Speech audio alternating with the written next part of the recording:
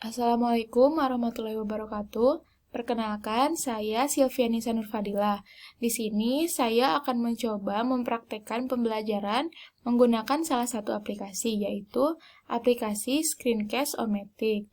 Adapun materi yang akan dibahas, yaitu materi terkait dinamika litosfer, diantaranya proses tenaga eksogen dan pengaruhnya terhadap kehidupan, serta proses pembentukan tanah dan manfaatnya. Di sini ada peta konsep yang berisi mengenai hal apa saja yang akan dibahas terkait proses tenaga eksogen dan pengaruhnya terhadap kehidupan. Nah, untuk mengefisienkan waktu, langsung saja ke pembahasan yang pertama. Ada pengertian eksogen.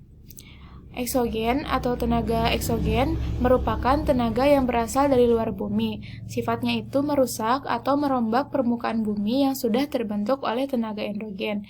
Tenaga eksogen juga mengakibatkan terciptanya bentuk-bentuk di muka bumi. Tenaga eksogen dapat berasal dari tenaga seperti air, angin, dan organisme. Selanjutnya, ada pelapukan.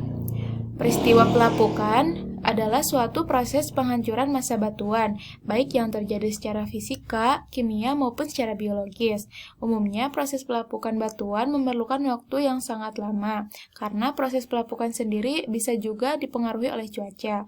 Pelapukan yang terjadi pada batuan akan mengubah batuan tersebut untuk kemudian berubah menjadi tanah. Nah, jika dilihat dari prosesnya, pelapukan dapat dikelompokkan dalam 3 jenis. Yang pertama, pelapukan mekanik, atau sering juga disebut sebagai pelapukan fisis, merupakan proses atau peristiwa hancur dan lepasnya material batuan yang terjadi tanpa mengubah struktur kimiawi batuan tersebut.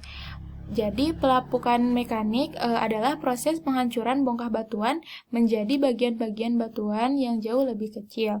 Yang kedua, ada pelapukan kimiawi, merupakan proses pelapukan massa batuan yang disertai adanya perubahan susunan kimiawi batuan yang lapuk tersebut. Pelapukan kimiawi dapat terjadi dengan bantuan air dan suhu yang tinggi. Proses yang terjadi dalam pelapukan kimiawi juga disebut sebagai dekomposisi. Yang ketiga ada pelapukan biologis atau pelapukan organik, merupakan proses pelapukan batuan yang terjadi karena pengaruh makhluk hidup.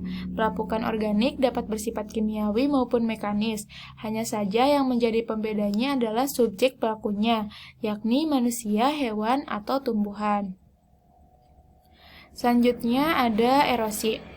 Erosi adalah pemindahan material permukaan dari kerak bumi, terutama puing-puing tanah dan batu. Pengangkutan material yang terkikis oleh agen alami seperti air, angin, atau es. Erosi dapat terjadi oleh 3 faktor. Yang pertama ada erosi oleh air atau ablasi. Erosi ini terjadi karena adanya air sungai yang mengalir secara terus-menerus. Erosi oleh air sungai ini bisa terjadi di dasar maupun di tepi sungai. Jika erosi oleh air sungai terjadi di dasar, maka dasar sungai akan mengalami pendalaman. Sedangkan jika erosi air sungai terjadi di tepi, maka akan membuat sungai menjadi semakin lebar. Yang kedua ada erosi oleh angin. Erosi oleh angin ini juga disebut dengan istilah deflasi. Deflasi hanya berlaku di daerah dengan tekstur tanah berpasir, misalnya di pantai atau di gurun. Dan yang ketiga ada erosi oleh es atau gletser. Jadi erosi ini terjadi karena gletser atau es yang baru saja mencair akan membentuk cairan kental yang terus bergerak turun dari puncak pegunungan menuju ke lembah.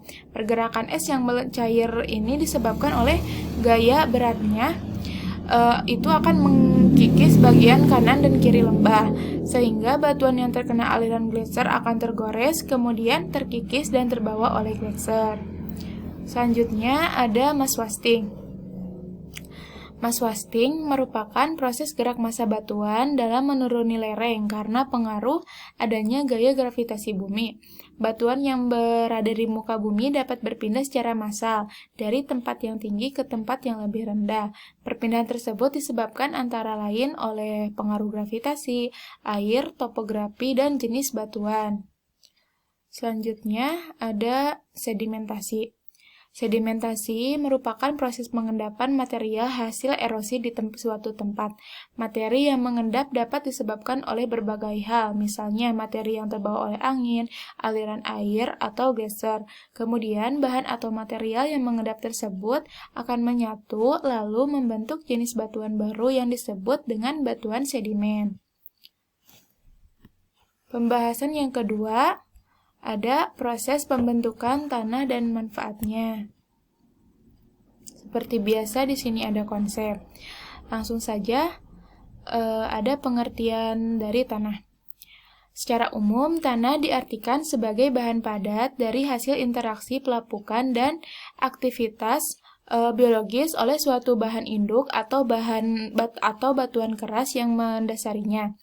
Menurut ilmu pedologi atau ilmu yang mempelajari tanah adalah bahan padat, baik itu mineral atau organik yang terletak di permukaan bumi, yang telah dan sedang serta terus mengalami perubahan yang dipengaruhi oleh faktor-faktor seperti bahan induk, iklim, organisme, topografi, dan waktu. Selanjutnya ada proses pembentukan tanah. Terdapat 4 proses pembentukan tanah.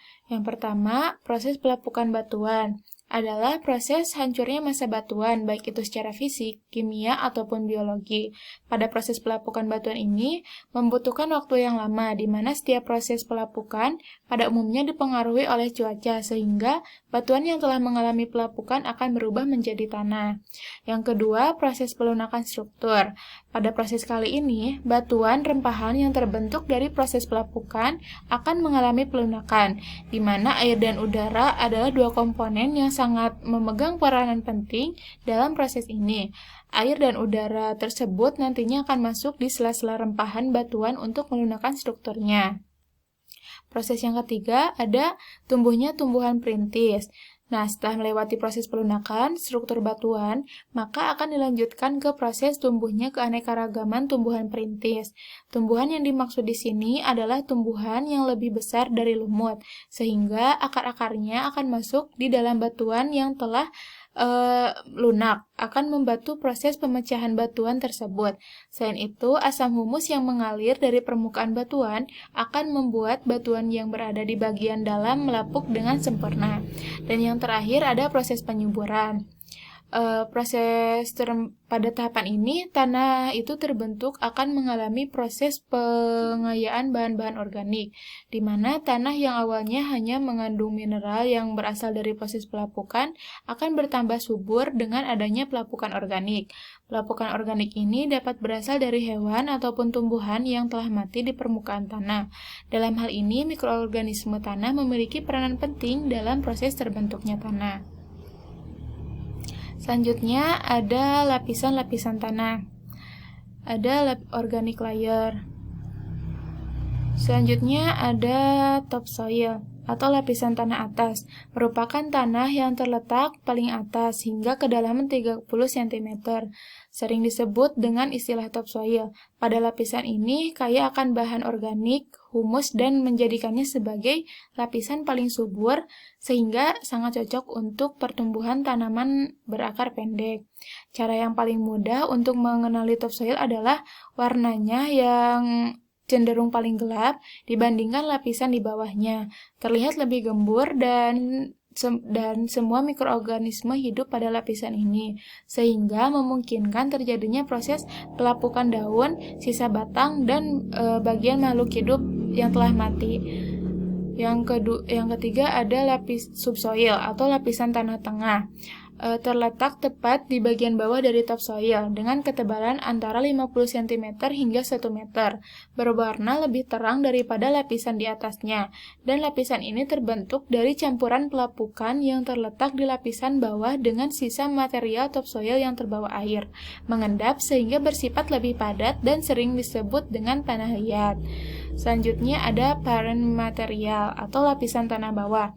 merupakan lapisan yang mengandung batuan yang mulai melapuk dan sudah tercampur dengan tanah endapan dari lapisan di atasnya atau tanah liat. Pada bagian ini masih terdapat batuan yang belum melapuk dan sebagian sudah dalam proses pelapukan. Berada cukup dalam dan jarang dapat ditembus oleh akar-akar pohon atau tanaman. Dan yang terakhir ada bedrock atau lapisan batuan induk, merupakan lapisan terdalam yang terdiri atas batuan padat. Jenis batuan pada lapisan ini berbeda antara suatu daerah dengan tempat lainnya, sehingga menyebabkan produksi tanah yang dihasilkan juga berbeda. Batuan pada lapisan ini mudah pecah, namun sangat sulit ditembus oleh akar tanaman dan air. Berwarna terang putih keabuan hingga kemerahan.